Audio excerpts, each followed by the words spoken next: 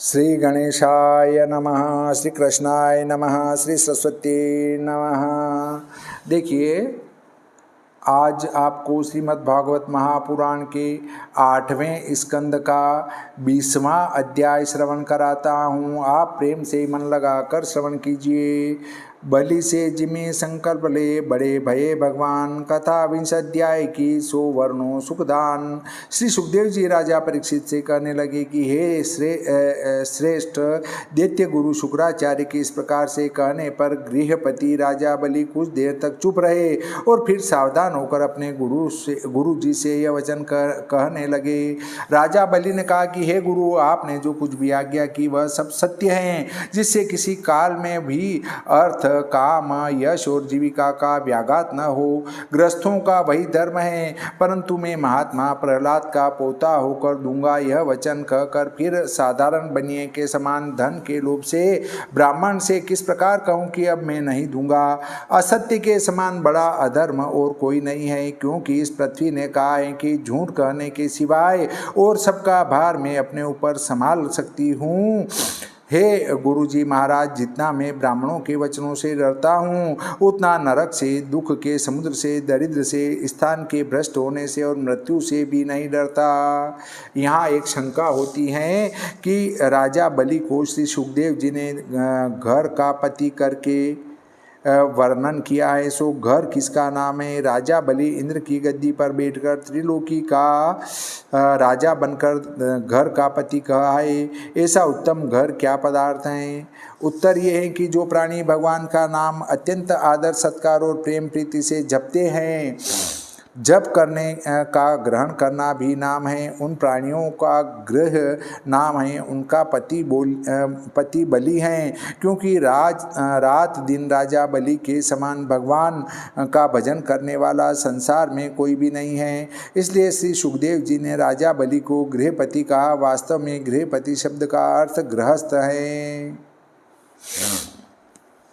इस लोक में पृथ्वी आदि जो कुछ वस्तुएं दिखाई देती हैं, ये सब मृत पुरुषों को अवश्य ही त्याग करेंगी, फिर जीते ही क्यों न दान किया जाए। यदि कहो कि सर्वस्व दान करने से जीविका के विषयों में संकट होगा, तब जीविका का संकट दूर करने के लिए आधा दो पर इससे यह कहना है कि जो अधर्म आधे में उस दान से ब्राह्मण को संतोष न हो, तो फिर उस दान के देने का फल ही क्या हुआ। बस इसी कारण से जितना मांगा है उससे थोड़ा देने पर इन ब्राह्मण कुमार को संतोष न होगा, जिससे हमारा दान व्यर्थ हो जाएगा। इसलिए जो कुछ भी इन्होंने मांगा है हम वह सब देंगे। हे गुरु, दधीची, शिबी आदि साधु पुरुषों ने त्याग के अयोग्य प्राण देकर भी साधु लोगों का उपकार किया है। फिर भला भूमि आदि साधारण वस्तु का क्या विचार किया जाए। युद्ध से विमुख न होकर जिन दैत्येंद्रों ने इस पृथ्वी का भोग किया था, वह कराल काल ने इनका इस लोक व परलोक दोनों में संहार किया, परंतु जो कुछ यश वे इस पृथ्वी पर इकट्ठा कर गए हैं उसको काल भी नहीं संहार सका। इसलिए यश का इकट्ठा करना ही उचित है। हे ब्राह्मण श्रेष्ठ, देह त्याग करने की अपेक्षा धन के त्याग करने में अधिक यश मिल सकता है, क्योंकि युद्ध में जिस प्रकार देह त्यागी अनेक पुरुष साधारण ही देखे जाते हैं, परंतु ऐसे पुरुष बहुत थोड़े देखने में आते हैं कि जो सत्पात्र के आने पर उसको श्रद्धा सहित धन दे दें। हे महाराज, साधारण याचक की अभिलाषा पूर्ण करने में जो दरिद्रता आ जाए, तो मनस्वी दयावान पुरुष का इससे भी कल्याण होता है। और आपके समान ब्रह्मज्ञानी ब्राह्मण की अभिलाषा पूर्ण करने में जो हमें दरिद्रता आ जाए, तो यह दरिद्रता भलाई क्यों नहीं गिनी जाएगी। अतएव जो कुछ इन ब्राह्मणों ने मांगा है वह हम अवश्य इनको दान देंगे। हे मुने, आप लोग वेद विद्या में चतुर हैं। आप आदरपूर्वक योग यज्ञ द्वारा जिनकी पूजा किया करते हैं, ये ब्राह्मण वही वरदानी विष्णु जी हों या हमारे शत्रु ही क्यों न हो, परंतु हम इनकी मांगी हुई भूमि अवश्य इनको दान करेंगे। हम निरपराध हैं। जो यह अधर्म करके हमको बांध भी लेंगे तो भी हम इन भीत ब्राह्मण रूपी शत्रु की हिंसा न करेंगे।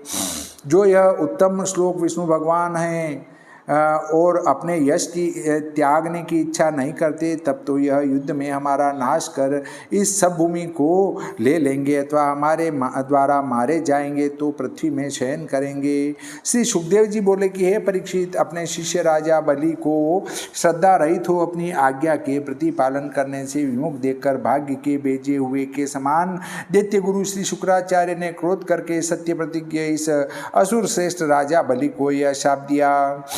श्री शुक्राचार्य बोले कि अरे अज्ञानी, तू अपने को पंडित मानता है, हमारी उपेक्षा करके तूने मेरी आज्ञा का उल्लंघन किया, इसलिए तू शीघ्र ही श्री भ्रष्ट हो जाएगा।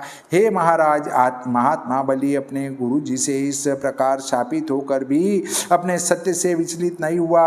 उसने वामन जी का पूजन कर कुश को लेकर पृथ्वी दान करने लगा। तब राजा बलि की रानी विंध्यावली मोती जड़े हुए आभूषण पहन और मालाएं धारण कर जल से भरा हुआ एक कलश लाकर अपने स्वामी के निकट स्थापित किया। यज्ञ करने वाले राजा बलि ने स्वयं उस जल से परम हर्ष के साथ श्री वामन जी के दोनों चरण पखारे। फिर संसार के पवित्र करने वाले उस जल को अपने मस्तक पर धारण किया। हे राजन, उस समय स्वर्ग में देवता लोग और गंधर्व सिद्ध विद्याधर व चारणादि सब ही राजा बलि के इस कर्म की प्रशंसा कर परम हर्ष के साथ उसके ऊपर फूलों की वर्षा करने लगे और बारंबार हजारों नगाड़े बजने लगे।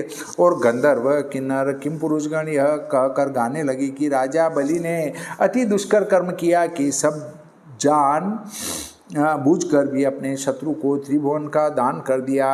हे परीक्षित, राजा बलि ने पहले जो इच्छा हो वह ग्रहण कीजिए, यह जो कहा था, इसी से भगवान का वह वामन रूप आश्चर्य रूप से बढ़ा। उस मूर्ति की आत्मा में त्रिगुण के रहने से पृथ्वी पर आकाश, दिक्, विवर, समुद्र, पशु पक्षी, देव और संपूर्ण ऋषि उसमें अवस्थित थे।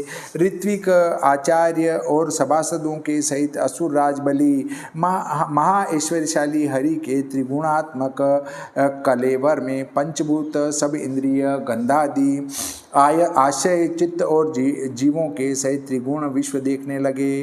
अर्थात इनकी सेना ही जिसकी सेना थी, उस राजा बलि ने इस विश्व मूर्ति हरि के चरणों के नीचे रसातल, दोनों चरणों में धरनी, दोनों जंगाओं में पर्वत, घुटुओं में सब पक्षी और दोनों उरु में मरुदगणों को देखा।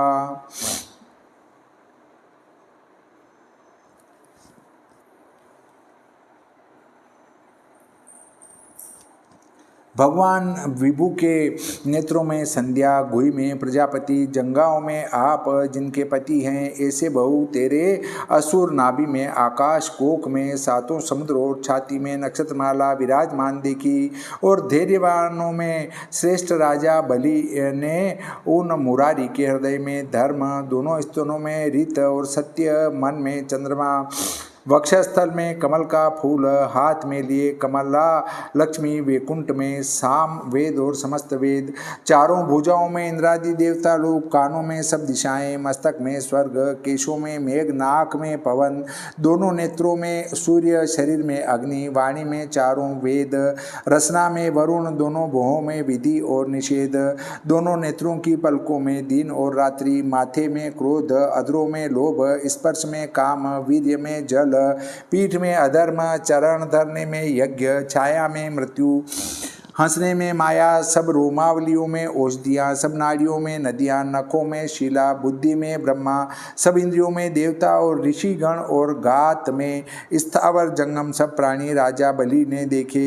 हे राजन, सर्वात्मा वामन जी के शरीर में इस प्रकार त्रिभुवन को देखकर सारे असुर लोग विस्मय को प्राप्त हुए, परंतु असह्य तेज वाला सुदर्शन चक्र में के समान गंभीर ध्वनि से युक्त शारंग धनुष, बादल के समान शब्दायमान पांचजन्य खंग, शंख, कोमोद्दकी गदा, विद्याधर नामक शत चंद्रयुक्त असी, उत्तम दो तरकस की जिनमें अक्षय सहायक थे, इन सब के ईश्वर उन ईश्वर को घेर कर सुनंदादि बड़े बड़े पार्षदगण लोकपालों के सहित इस विराट रूप की स्तुति करने लगे। और श्री भगवान किरीट, बाजू व मकराकार कुंडलों से अलंकृत और रत्नोत्तम सी वत्स मेखला और वस्त्रों से शोभित हो भ्रमरगण जिसमें गुंजार कर रहे हैं ऐसी वनमाला से व्याप्त हो अत्यंत दीप्तिमान हुए। इसके उपरांत वामन जी ने एक चरण से राजा बलि की समस्त भूमि, शरीर से आकाश और दोनों भुजाओं से सब दिशाओं को माप लिया। श्री शिवदेव जी बोले कि हे राजन, इन वामन रूपी भगवान ने जब दूसरा चरण धरा, वामन जी ने एक चरण से राजा बलि की पूरी भूमि नाप ली, शरीर से आकाश और दोनों भुजाओं से सब दिशाओं को माप लिया। दूसरा चरण धरा तब स्वर्ग स्वर्ग उनके लिए कुछ थोड़ा सा स्थान हुआ।